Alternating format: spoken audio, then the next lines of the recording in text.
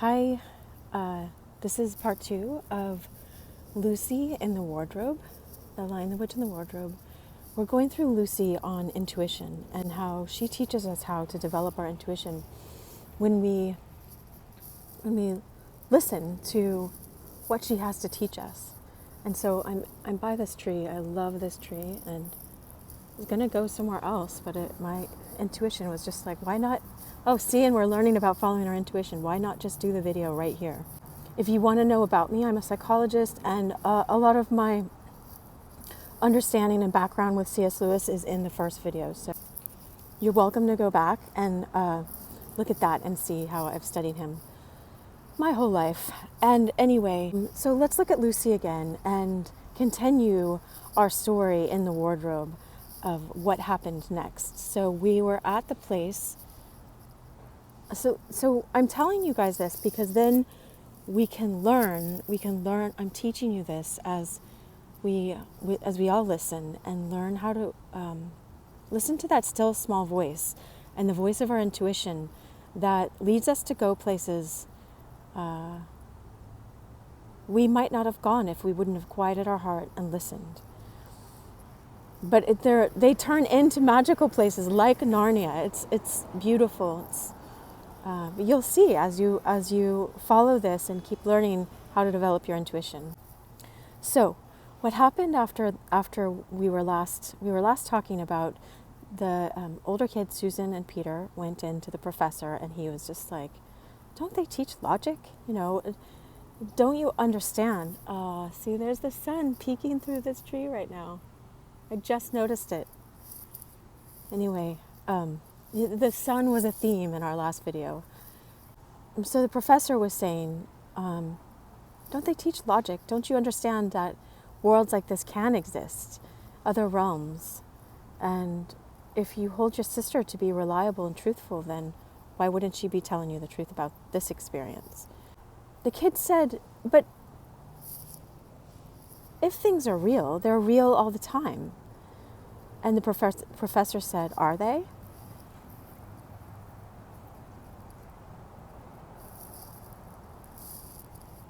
I mean, if you think of quantum physics, and there's all sorts of different understandings. If I hadn't come here to this moment, underneath this tree, this moment, this reality wouldn't have existed. I could have made lots of different choices this morning. But last minute, I just heard that I was meant to go here, and I came here. There's something else here, but... And I didn't know I was going to make this video. But I listened to more of the Narnia book yesterday, The Lion, the Witch, and the Wardrobe. And I say for your kids, too, I say, start with The Lion, the Witch, and the Wardrobe. When I say kids, I mean yourself as well.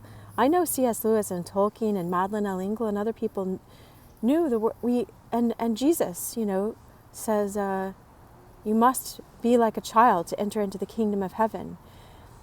We are all kids inside. We are mature and grown up, but there's this wild, live, childlike part that has no judgment, has no expectations. It's just in the present moment, watching, listening. This is the child part in us. This is part of the child part in us. We're meant to never let that part of us die, but awaken it, let it wake up. And if it wakes up by reading fairy stories, because they're really, really profound, deep fairy stories are. If you read the blue fairy book is a free one online, and the pink one, and the violet one, and other fairy stories, and George MacDonald, and C.S. Lewis, they'll wake up, and Tolkien. I love Tolkien. I could listen to his audiobook of The Hobbit every day the rest of my life. The Lord of the Rings and The Hobbit. The guy they found to read those is so amazing. They just found him in a play in England. I was inspired to look him up one time. That's why, and they begged him to read Tolkien's Lord of the Rings. It's a deep, deep spiritual path that's revealed in that book.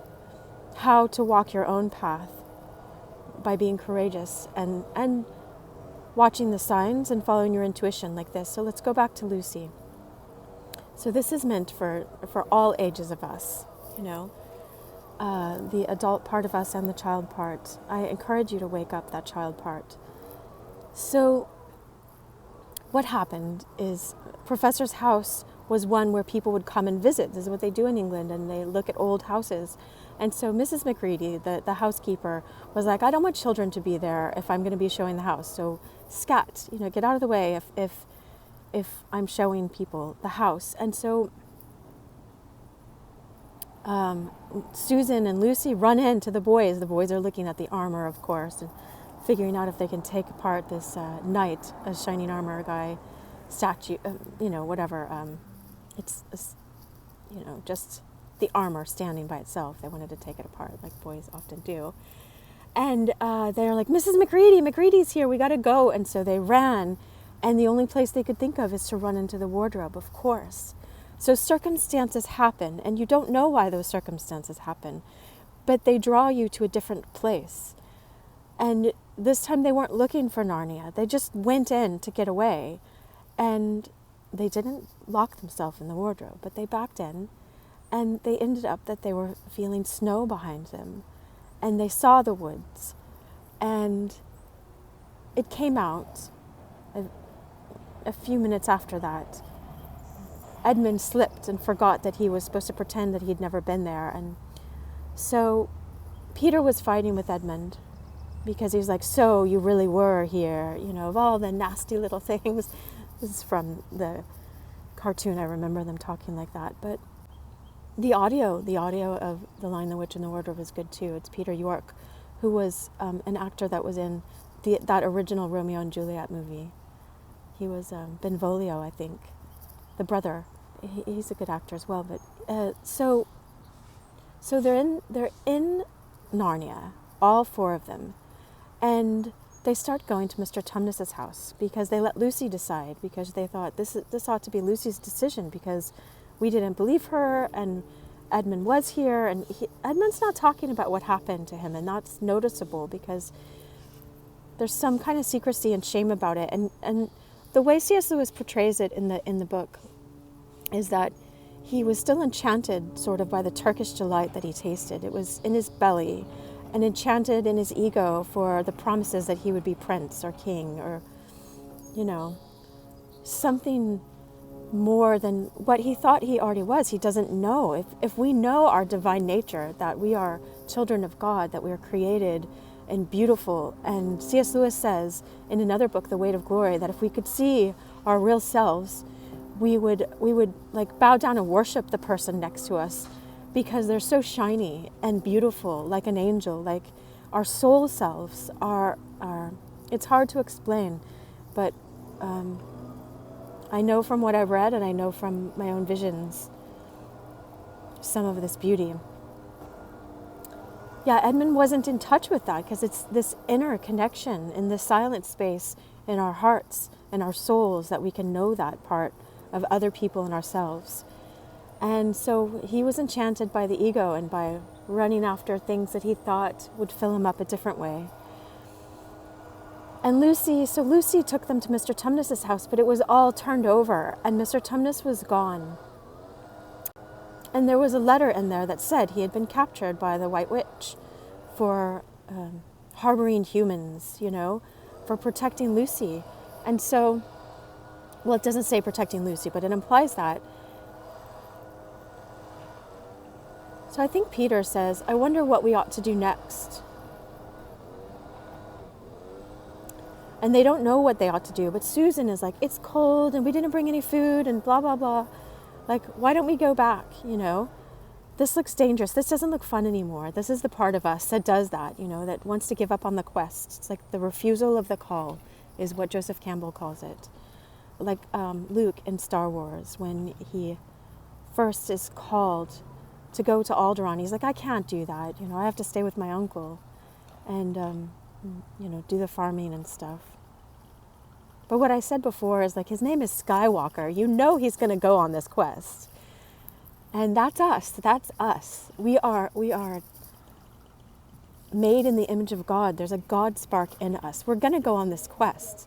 Like, it's important to... It's always a choice, but to recognize that beautiful part in you that is called on these higher adventures. And they may not look glamorous. Like, I didn't know this is glamorous. I didn't know I was going to be here today, but I am. So they're in the woods. They went to Mr. Tumnus's house. They haven't decided what they're going to do. Susan said, let's go back. And Lucy says, we can't go back. We have to do what we can to save Mr. Tumnus. He protected me. We must do the same. And Peter, as the eldest, saw the truth in that. And so as soon as they chose to do that, they were like, I wonder how we're going to find our way, what we're going to do. And this is what happens in our lives. As soon as you choose to do the highest thing, the best thing, the right thing in that moment, the most honorable or truthful thing, the way opens up for you, because a red-breasted robin showed up for them. And I'll have to send you a picture. I mean, not send you, put it in the video later. I was talking to this woman earlier this week, and we were talking, and I looked up. I was on the phone with her, and I looked up and I saw a hawk flying overhead. And at the same time, she says, oh, this beautiful red bird just came over to my by my window, and it was singing. I could hear it singing. Oh, see, a bird just started cawing right now when I said that. And it was beautiful because I hadn't read this part of the book in a long, long time. And so 2 days later, which was just yesterday, I started reading it, and I saw that their sign was this red-breasted robin. And I wrote Marcia, I texted her, I'm like, you can't believe this. Like, I know she could, because she did. She's like, oh, I believe it. It was beautiful. I sent her a picture of the robin, and in the book, not the robin, but she had sent me a picture of the robin. I sent her a picture of that passage in the book. And so anyway, so they saw a robin, and they said, okay, well, let's follow the robin, because it felt like it was a sign.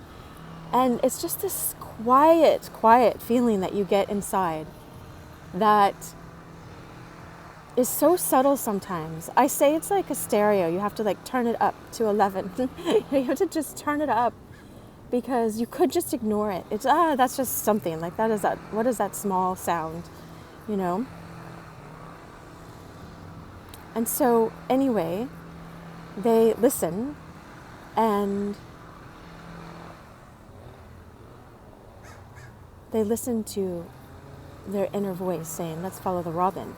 And then the robin goes, and they don't even realize they're walking forward, and then it disappears, and they're like, what? Now what? And then they see Mr. Beaver, actually. He shows up, and they don't know yet that it's a beaver, but he's waving them on. But Edmund's like, how do we know that Mr. Tumnus is good and the witch is bad? Because Lucy had mentioned the witch and how it's always winter there, never Christmas. And so Edmund is stirring in doubt in Peter about which way is the true good, and how do we even know our way back? And all these things that our ego mind will bring up, our logical mind will say, you don't know which way you're going. How do you know this is the good path? You know, this looks like the good path over here. Let's become kings and get Turkish delight and go the way we know and go back because it's cold, or whatever is in our way. But if you keep entering in the mystery, and like, look at that. Look at nature. Look at the wind blowing in that. If you keep following this inner calling, then again, your life turns into magic, and magic things unfold. And expect magic.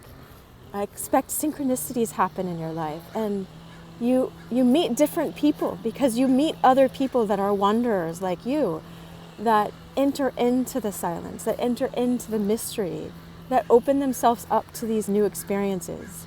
So they follow the bird, and then they follow Mr. Beaver, and then Mr. Beaver says to them, come on in, further up. That's later, but he says further in, and they go into the trees, and he says, we have to be quiet. And they're like, why? No one's here but us. And he says, there are the trees. They're always listening. Most of them are on our side, but some of them are on hers, And so they asked him about Mr. Tumnus, and he said that Mr. Tumnus got word that he was going to be arrested, and he gave Mr. Beaver Lucy's handkerchief as a token to show them. And Peter was like, we don't mean to be rude, but how do we know that you're on the good side, So there is discernment. There is discernment on your path. But not doubting when something has been confirmed and confirmed. It's not about not doubting. It's about not letting doubt creep in. And, you can pray and ask God, please confirm to me that this is the high path. But we walk by faith, not by sight. We walk into this unknowing, and the unknowing teaches us more about the nature of God. Because God is a mystery. God is the encompassment of the divine feminine and the divine masculine and everything.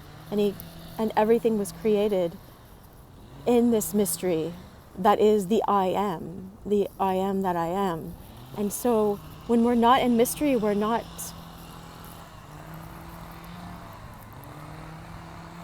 knowing the more true, live, passionate, awake version of God. We've got like a God of the textbooks, and he wants us to know him more because he loves us.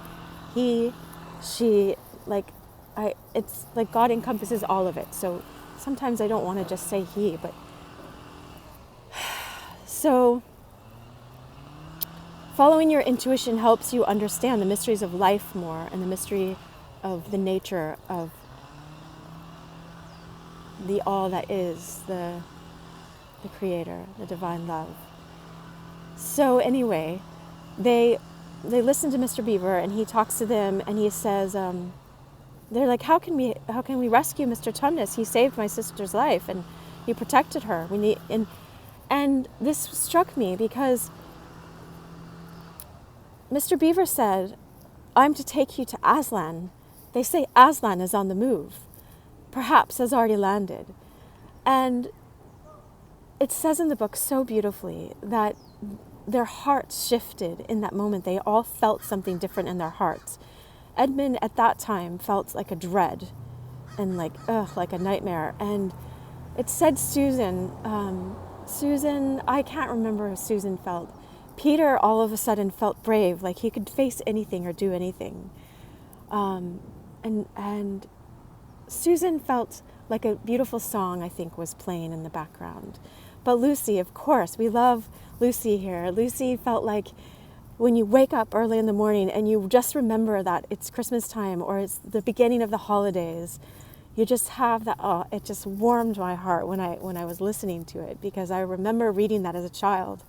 And I remember this past Christmas, which is a few months ago for when I'm making this video, I felt this beauty the morning that it was finally Christmas, that people are celebrating the birth of Christ once again, like just this beauty of this loving being, Christ, who's being remembered in the hearts of children and adults everywhere. That morning, it just, no matter what else was going on in my life, it warmed my heart. And so if you think of those moments, that's what they all got, except for Edmund, which he would get this feeling for Aslan.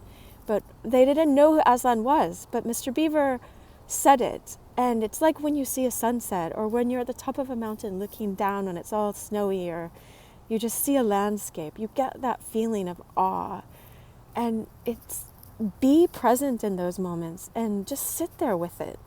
Because it's like this, You can hear the birds. They're singing over there. The sun's over there. I don't know if we can get it. But it's like if you grow those moments in your heart, then you can return to them, and you can be in the stillness and hear your intuition better when you do that, when you're in that place. And so, Mr. Beaver, sometimes our logical mind will be like, we need to go to the castle, get Mr. Tumnus, break him out of there. But Mr. Beaver explains that, like, if we go this roundabout way, that's the the highest chance of recovery of Mr. Tumnus is if we don't do things the way your logical brain might say, because the Queen turns people into stone. And it just struck me yesterday. Let me see if I can show you this bracelet I have on. I have a different bracelet I was led to the other day. And so get that in your memory for a second, because I'm going to put my hand down. Stone is like that passage in the Old Testament where it says, God will take your hearts of stone and turn them into hearts of flesh. We have hardened hearts sometimes because of the experiences in our lives that have worn us down or called us worthless, or just made us close up our heart space. And so we live in our brains, we live in our heads, or we live just closed off. And so this bracelet, I got it because I prayed for this bracelet to show up.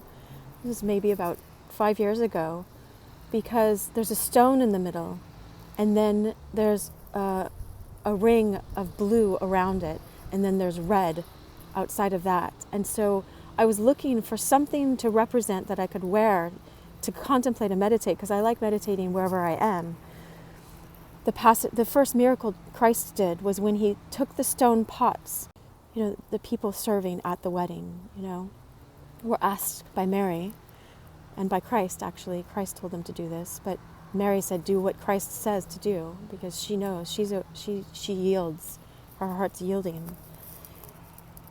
And they put water in stone pots, and Jesus turned the water into wine. And this is the transformation of ourselves. We are these glorious beings created by God. It says, ye are gods, the little g.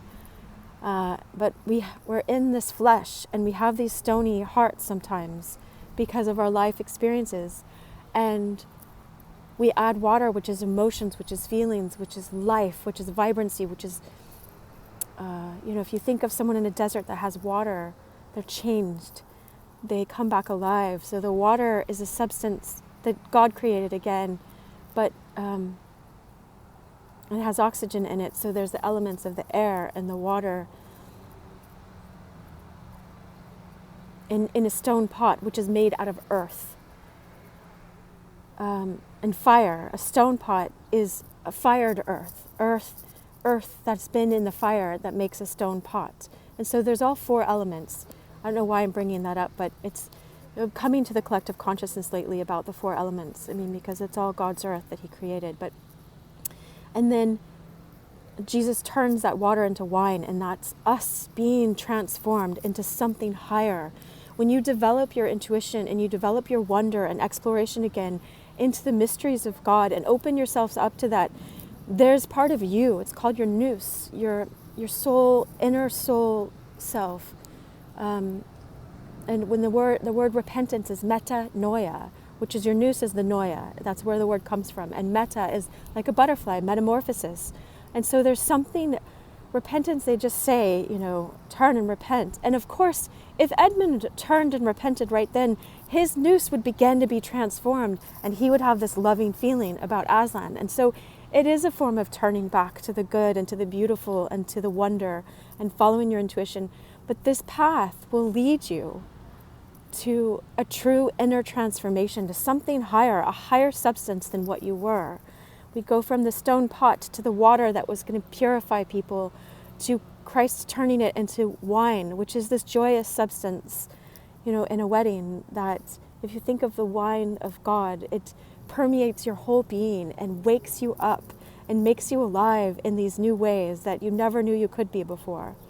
So anyway, Mr. Beaver says, it's not your logical way, but if we go to Aslan, like I'm called to bring you to the stone table to Aslan, then Aslan is who can help us. And we will find the way after we do this first step.